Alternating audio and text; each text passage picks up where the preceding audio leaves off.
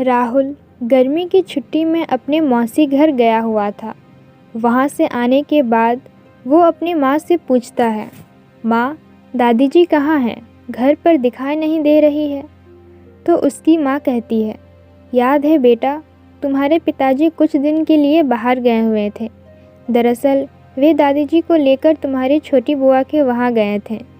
तुम्हारी बुआ की तबीयत बहुत ख़राब है, इसीलिए कुछ महीने अब दादी वहीं रहेगी।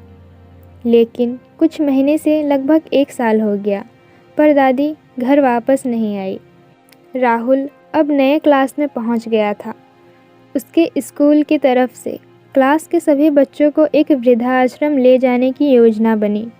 वहाँ बच्चों को मुख्य रूप से वृद्ध लोगों की जीवन शैली को दिखाना था कि वे कैसे रहते हैं, क्या कामकाज होते हैं, उनके खाने पीने की व्यवस्था कैसी है, और भावनात्मक विचारों से भी जोड़ना था। बच्चे वहाँ जाकर वृद्धाश्रम की सैर कर ही रहे थे कि अचानक राहुल जोर से चिल्ला पड़ा, दादी। उसकी दादी ने भी राहुल को देखा और दोनों एक दूसरे को देखकर रो पड़े।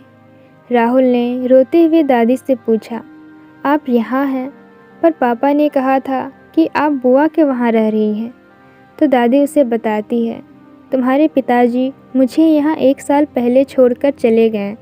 शायद अब मैं बुढ़ापे में बोझ बन गई हूँ। दोनों को रोते देख राहुल के दोस्त और टीचर भी वहाँ आ पहुँचे।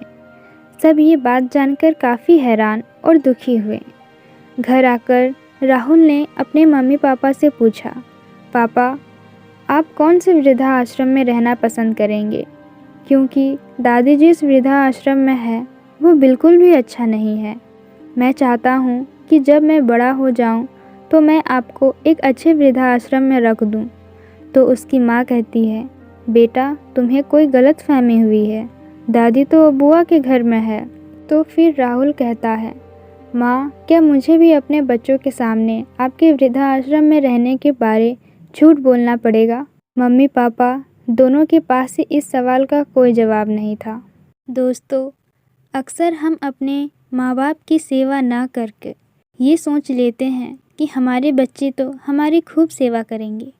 वीडियो अगर पसंद आई हो तो लाइक करें, शेयर करें एंड सब्सक्राइब करें। Thank you for watching video.